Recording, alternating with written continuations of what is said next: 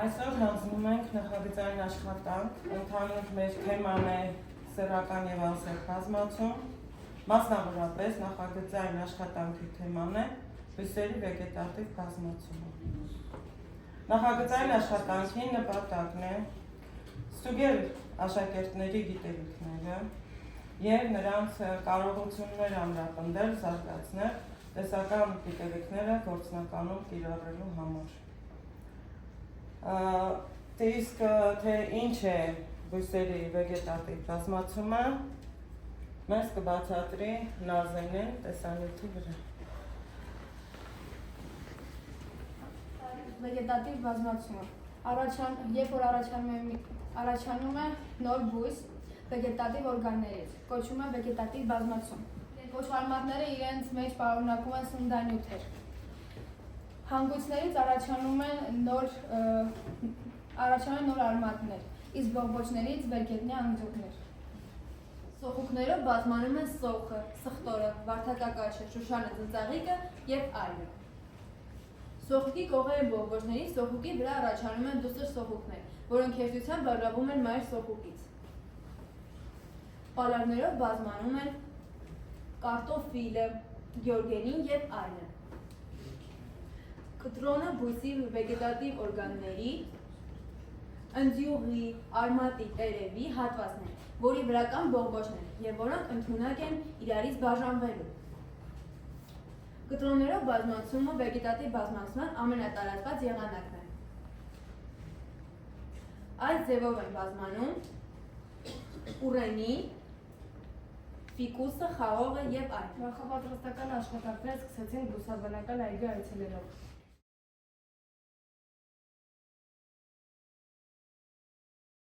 Դրվել է 1935 թվականին և երեխեք այգու միջև այստեղ հիմնադրվել է գործել է ուսումնական և հետազոտական ինստիտուտ, որի հենց կազմում են հիմնադրվել է բուսաբանական այգու։ Իսկ այգու հիմնադիրի անունը գիտեք։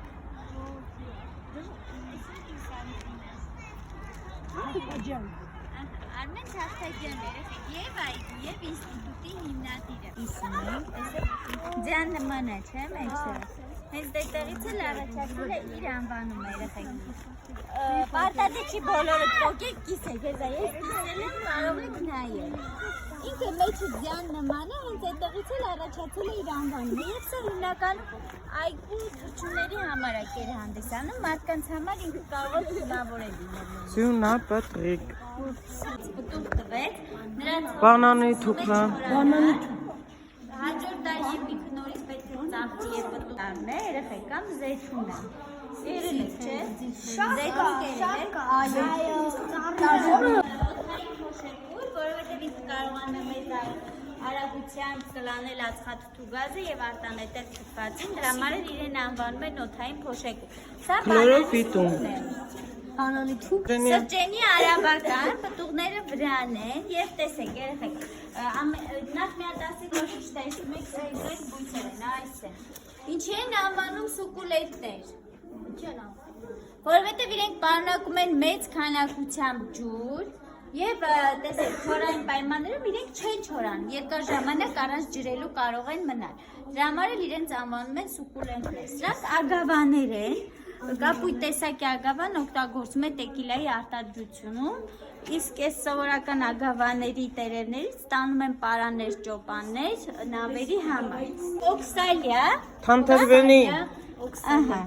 Թանթերվենի, չէ՞ երբեմն հա, անվանում այն նաև ժողովրդական լեզվով թիթեռնիկ են անվանում։ Տեսեք, իրենք շատ զգայուն են լույսի նկատմամբ։ Ցերեկային ժամերին բացվում են, գիշերները փակվում են։ Ստապելներ, ինչի են այդպես ասում։ Ստապել կամ անողնաշար բույսեր։ Տեսեք, իրենք այսպես որ բարձրանում են, այսպես սկսում են կախվել։ Եվ դա հեսա, տեսեք, իրենք ծաղիկներն են բացվել։ Տեսեք, ինչ գեղեցիկ ինքը ծաղիկներն են։ Հա, ծաղիկ։ Անողնաշար բույս։ Հենց ստապելը, այսօր իրա ծաղիկը։ Անվանում, տեսեք հիմա։ Միմոզա կամ նվաց։ Այսպես որ ձեռք եմ տալիս, տեսեք ինքը սկսում է փակվել։ Տեսեք փակվում է։ Մի քանի վայրկյան փակ է մնում, հետո նորից բացվում է։ Ծառն է, շատ լավ է։ Ավոկադոյի ծառը։ Արտաքինից ինքը գիթարի նման է։ Բայց ծաղիկ է։ Գիթառա ծաղիկ։ Ինսեկտային բույս է։ Այստեղ պարունակում է ջուր եւ հանքային նյութեր։ Բակառները կամ փղի ոտ։ Եվ չորային պայմաններում ինքը երկար ամիսներով կարող առանց ջուր մնա։ Միատել է Սերջան, ես չասեմ։ Կոչվում է դրախտածառ։ Ծաղկում են դրախտածի։ Ծաղկում է մարտ-ապրիլ ամիսներին եւ այսպես ոնց որ իր ամբողջ շուրջը այսպես մշուշ առաջացնի։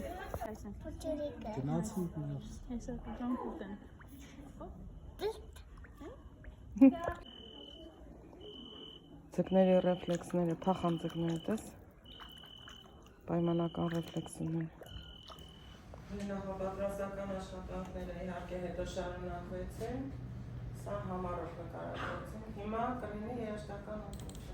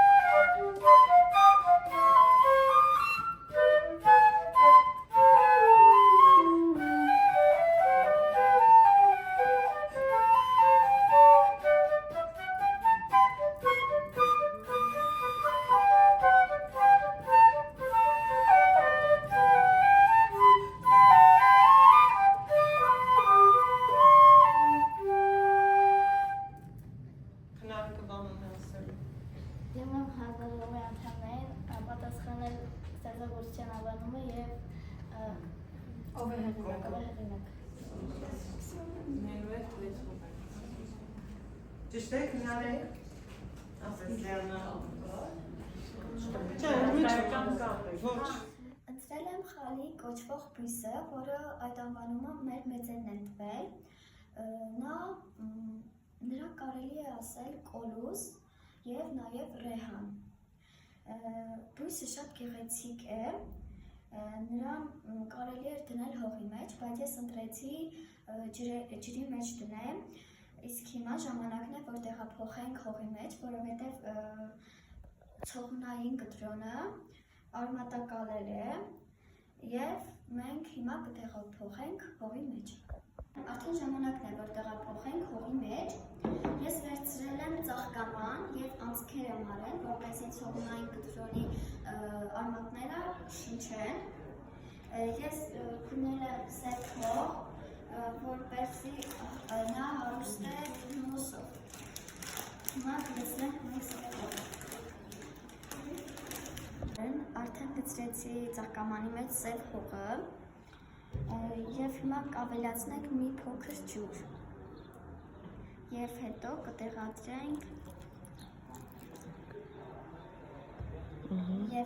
կտեղադրենք ցողունային կտրոնը։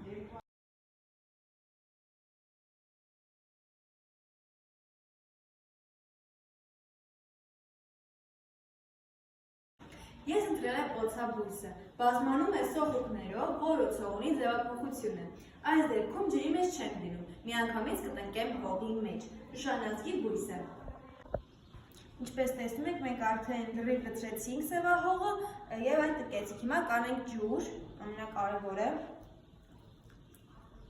Այս բույսը շատ է սիրում ջուր։ Կան բույսեր, որ այդքան է բան չեն անում, բայց այս բույսը կոնկրետ շատ է սիրում ջուր։ Նախագծային աշխատանքի թեման է բույսերի վեգետատիվ բազմացումը։ Ես ընտրել եմ քլորոֆիտում կոչվող բույսը, տեղադրել եմ ջրի մեջ և հետևել ընթացքին։ Եվ ինչ եղավ, ցողունի ստորին հատվածից դուրս եկան հավելյալ արմատներ և հիմա ժամանակ են տեղադրել հողի մեջ։ Ես նկատեցի, որ դասարանի պատուհանին դրված Հիսուսի փոշ կոչվող բույսը կոտրվել է։ Դիմեցի կենսաբանության ուսուցչուհի Ընկեր Ավագյանին։ որոշեցինք ցողունային կտրոնները բազմացնել։ Դրել եմ ջրի մեջ, որ առաջանան հավելյալ արմատներ և տեղափոխեմ հողի մեջ։ Նոր սյուրտայց Բեգոնյան ունի նոր առաջացած փոքրիկ ճյուղ, որը ես կհանեմ արմատից և կդնեմ հողի մեջ։ Արմատը նորմալ դուրս չեկա, ուստի ես կդնեմ ջրի մեջ, որ արմատը կալի։ Մոտ ես 1 ամիս առաջ Հիսուսի փուշ կոչվող բույսը տեղադրեցի ջրի մեջ։ Արդեն անցել է 1 ամիս, արմատակալել է փուշը։ Հիմա կտեղադրենք հողի մեջ։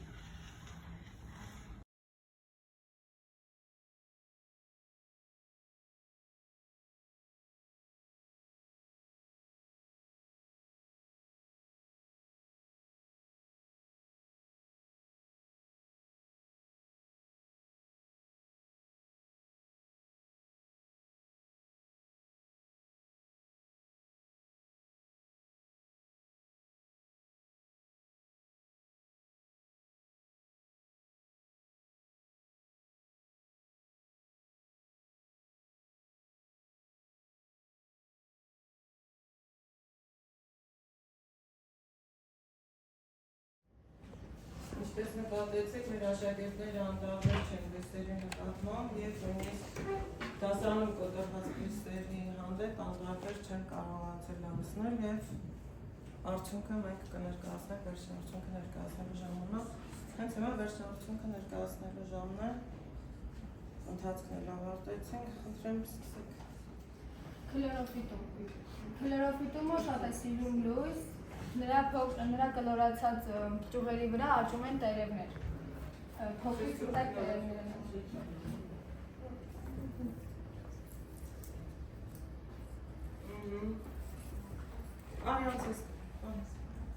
Անցես կողմից աշխատանքը ներկայացու քլորոֆիտումը, որ դրեցիր ջրի մեջ, հիմա մենք վերջին արդյունքը շրջանները կարող ենք ներկայացնել։ Սա խոսեք Նազենի ծաղուկը։ Քլորոֆիտումը շատ է սիրում լույս, նրա փոքրիկ կորացած ճյուղերի վրա աճում են սպիտակ տերևներ, պետք է խնամել և ամիսը 1 անգամ պարարտանացնել հողը կակտուսի նախատեսված պարարտանյութով և հողից դուրս բերել արմատները և բողբոջները։ Օձաբույսը պատկանում է շուշանազգիների ընտանիքին։ Հայրենիքը Ճապոնիան և Չինաստանն է։ Աճում է հով և ստվերոտ անտառներում։ Հով և ստվերոտ տեղանքներում հաճախ օձեր են բնակվում, և օձաբույսի մոխրագույն խճճված արմատները նույնպես օձ են իջեցնում։ Օձաբույսը ցողուն չունի, ճկուն է և խիտ և կիսոպչափ արմատի մեջ խրված արմատներից ուղղահայացելի վեր են աճում փայլուն տերևները։ Ծաղկում է հազվադեպ, ամռանը և միայն 1 օր։ Ծաղիկներն անմիջապես արմատի վրա են և իրենց գեղեցկությամբ չեն փայլում, սակայն ունեն հակաբորբոքային հատկություններ, ունեն բուրիչ հատկություններ։ Բույսի բոլոր մասերը պարունակում են բուրիչ նյութեր, նրանց թուրմերն օգտագործում են ցնցումների, աղեստամոքսային հիվանդությունների, փորլուծության, մկանային ցավերի, նիզակտադրող օրգանների քարերի դեպքում։ Կոլեուսին կարելի է իդեալական բույս համարել, քանի որ նրա մեջ միահյուսվում է Կոլեուսին կարելի է իդեալական բույս համարել, քանի որ նրա մեջ միահյուսվում է փայլուն գեղեցկությունը, տոկունությունը և ոչ պահանջկոտ լինելը։ Կոլեուս աճեցնելու կարևոր պայմանը արևի լույսն է, որը շատ ուժեղ ազդում է գույների և ատման վրա։ Սիրում են խոնավ հող, բայց ոչ թաց։ Կարելի է խուսափել հողի չորանալուց։ Ծաղկում են գարնան սկզբից մինչև ամառվա վերջ։ Որ բույսեր Մայր բույսը որն է։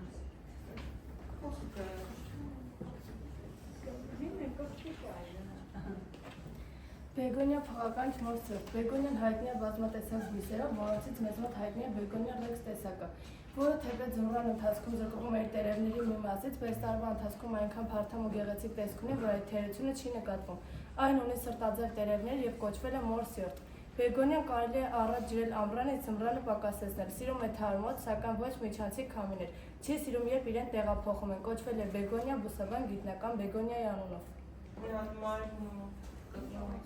Մայրը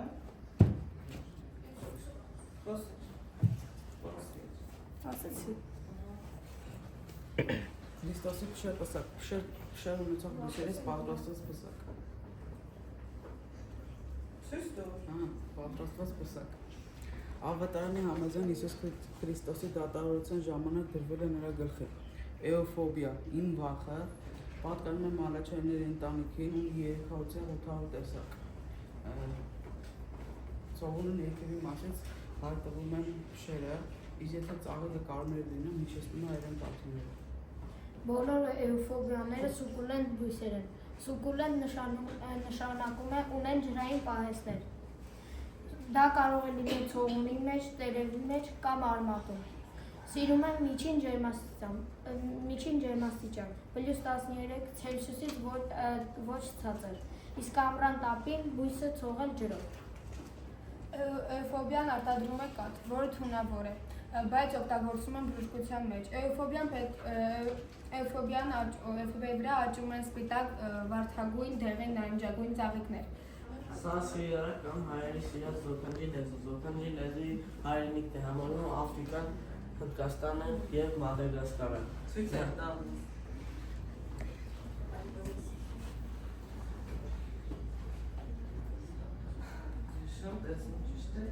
Նրանց լույսներ ցույց տուր նոր կանան թափել են։ Լայվ լույսը,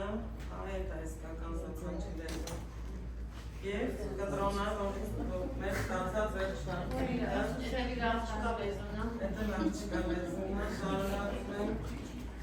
Նրա տեսքը շատ գերարվեստական է, մարդու առաջացնում է նպատակասլացության առաջադիմության ցանկությամբ։ Բոլոր մենք գիտենք, որ բոլոր բույսերի հետ կապված են շատ սնահավատություններ, բայց դա ճիշտ չի լինի, որ մենք հավատանք այդ բոլոր սնահավատություններին։ Գիտնականների կարծիք են հայտնում, Սանսիվերան կլանում է աշխատասենյակի կամ բնակարանի բացասական լիցքերը։ Կարճացնում է չար լեզուները, ստեղծում բարի չարությունից զերծ անկաշկանդ մթնոլորտ, որը տրամադրում է ստեղծագործ աշխատանքի և նորանոր բարձունքների նվաճման։ Մասնագետները խորհուրդ են տալիս, որ այդ բույսը պետք է լինի աշակերտին շատ մոտիկ և նջարանի պատոնական։ գրասեղանին մոտ կամ նջարանի պատոնական։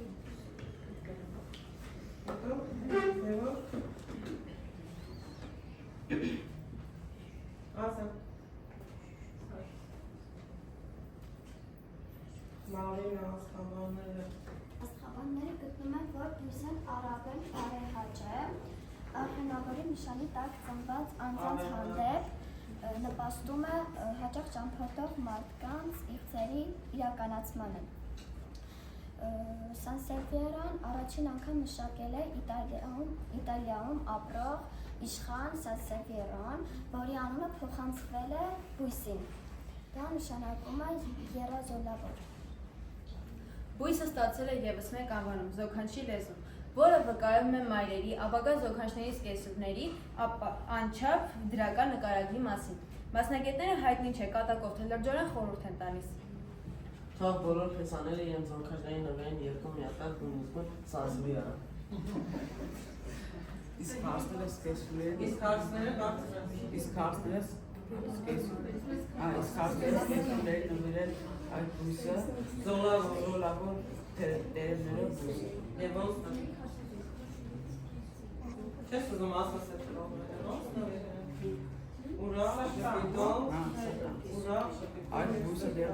դեղագործության մեջ շատ մեծ դեր ունի, օգնում է մկանների, կորացավին, մկանների, մոդացավերի, մոդացավերի, կորացավերի համություն։ Այժմ նայենք էկրանին, տեսնենք թե ինչ բույսեր են նմանեցնում մեր ուսուցիչները։ Այսօր կներկայացնենք, թե ինչպիսի բույսեր են համապատասխանում ձեր ուսուցիչների։ Անթորիում հայոց լեզվի և գրականության ուսուցչի համար։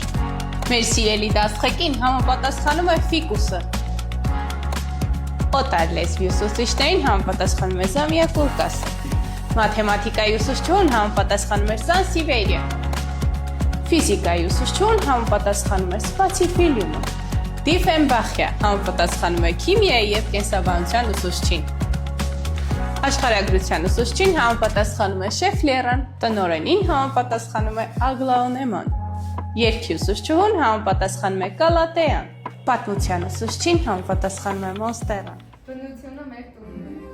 Մենք ում իմաստիկ ենք բնություն։ Պահպանել բնությունը։